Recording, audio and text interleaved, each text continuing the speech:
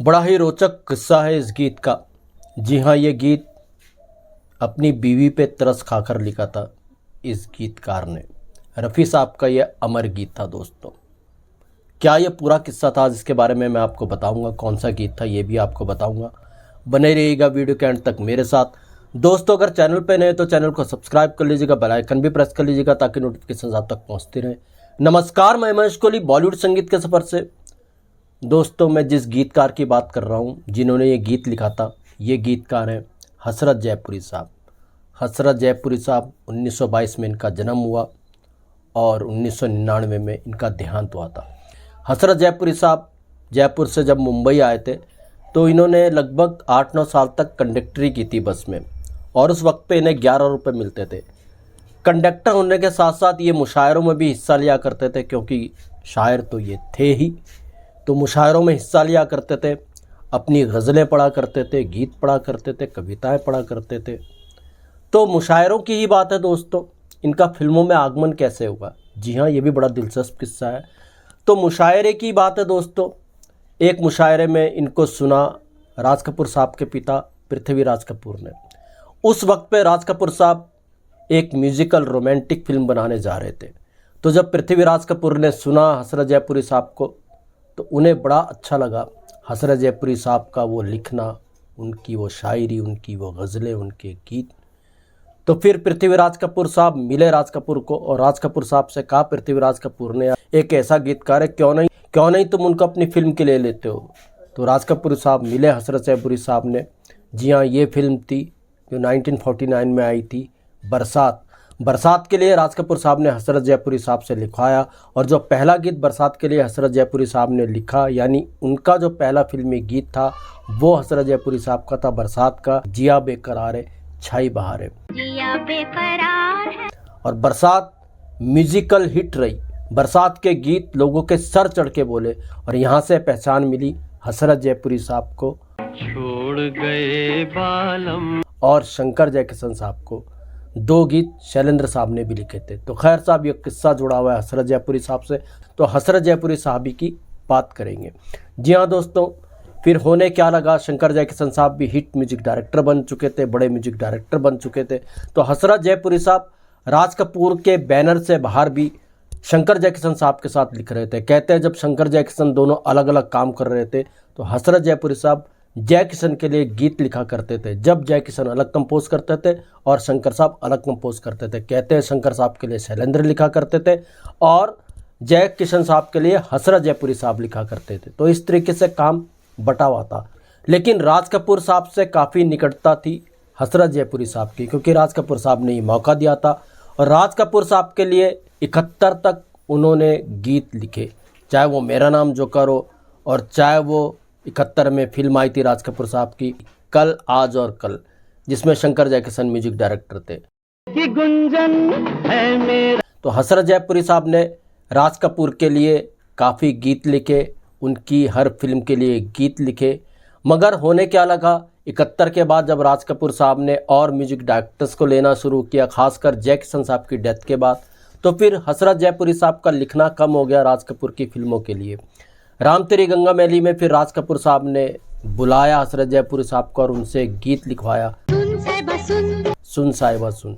राम तेरी गंगा मैली से पहले जो राज कपूर साहब की प्रेम रोग आई थी, कहते हैं उसमें भी राज कपूर साहब हसरत जयपुरी साहब से लिखवाना चाहते थे, मगर उनकी जगह कोई और गीतकार आ गया।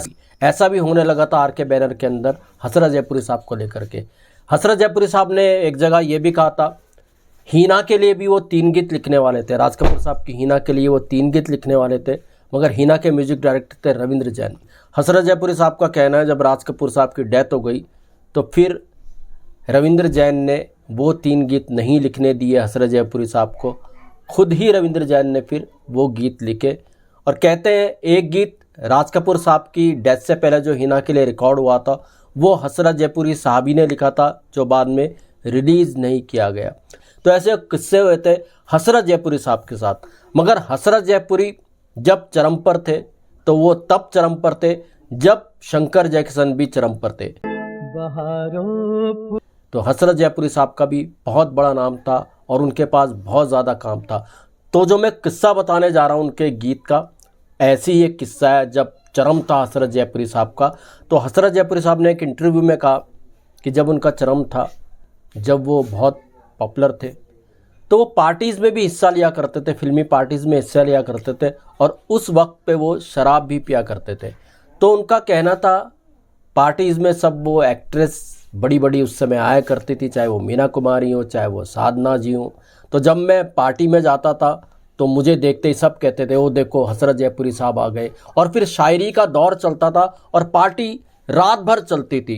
तो हसरत जयपुरी साहब का कहना था कि उनकी जो बीवी थी वो घर पर अकेली उनका इंतज़ार करती थी बालकनी में। ऐसा हसरत जयपुरी साहब का कहना था, और शायद उनका इशारा भी कहीं ना कहीं था कि वो अपनी बीवी पर ज़्यादा ध्यान नहीं दिया करते थे उस वक्त पर। तो हुआ क्या दोस्तों, देखिए ये गीत कैसे निकल करके आया। जी हाँ, हसरत जयपुरी साहब ने ये गीत अपनी बीवी को ध्यान में रखते हुए लिखा। कैसे, ये मैं आपको बताता हूँ। 60 के आखिर के दशक की बात है दोस्तों। हसरत जयपुरी साहब को एक फिल्म मिलती है। इस फिल्म का नाम था मेरे हजूर। इसके म्यूजिक डायरेक्टर थे शंकर जैक्सन साहब। तो मेरे हजूर के लिए जब गीत लिख रहे थे हसरत जयपुरी साहब, तो मेरे हजूर की एक सिचुएशन समझाई गई हसरत जयपुरी साहब को कि आपको बीवी के लिए लिखना है। और वो सिचुएशन ऐसी थी, इसमें जितेंद्र साहब का कैरेक्टर था, एक माला सिन्हा उनकी बीवी होती है, मगर जितेंद्र किसी तवायफ के चक्कर में पड़ जाते हैं, अपनी बीवी का ध्यान नहीं रखते। और जब जितेंद्र को अपनी गलती का एहसास होता है तो वहाँ पर एक गीत चाहिए था। अब हसरत जयपुरी साहब को भी याद आया कैसे वो पार्टीज़ में बिजी रहते हैं, अपनी बीवी का ख्याल नहीं रख पाते हैं। तो हसरत जयपुरी के दिमाग से एक लाइन निकली, सांस की लय पे तेरा नाम लिए जाऊंगा, गम उठाने के लिए मैं तो जिए जाऊंगा। सांस की लय पे गम उठा। हसरत जयपुरी साहब ने ये पूरा का पूरा गीत लिख डाला। और हसरत जयपुरी साहब का ये मानना था कि ये गीत उन्होंने अपनी धर्म पत्नी के लिए ही लिखा है। शायद पत्रकार ने ये भी पूछा हो कि क्या बीवी पर गीत लिखा जा सकता है, तो हसरत जयपुरी साहब का कहना था बिल्कुल बीवी पर गीत लिखा जा सकता है। और उन्होंने अपने इस गीत को याद भी दिलाया कि कैसे उन्होंने बीवी के ऊपर गम उठाने के लिए मैं तो जिए जाऊंगा इस गीत को लिखा। मेरे हजूर 1968 में आई थी। तो हसरत जयपुरी साहब का एक छोटा सा इंटरव्यू मुझे मिला जिसमें हसरत जयपुरी साहब ये बात कह रहे थे, और वहीं से मैंने ये किस्सा लिया है, आप तक पहुंचा रहा हूं। तो दोस्तों, ये जो गीत है गम उठाने के लिए मैं तो जिए जाऊंगा, ये हसरत जयपुरी साहब ने अपनी बीवी के लिए ही लिखा था। उनको अपनी गलती का एहसास हुआ था कैसे वो पार्टीज़ में बिजी रहते हैं। तो दोस्तों, ऐसे भी किस्से मैं आपके लिए लेकर के आता रहूँगा। महेश कोहली को दीजिएगा इजाज़त। Good bye, good luck and take care.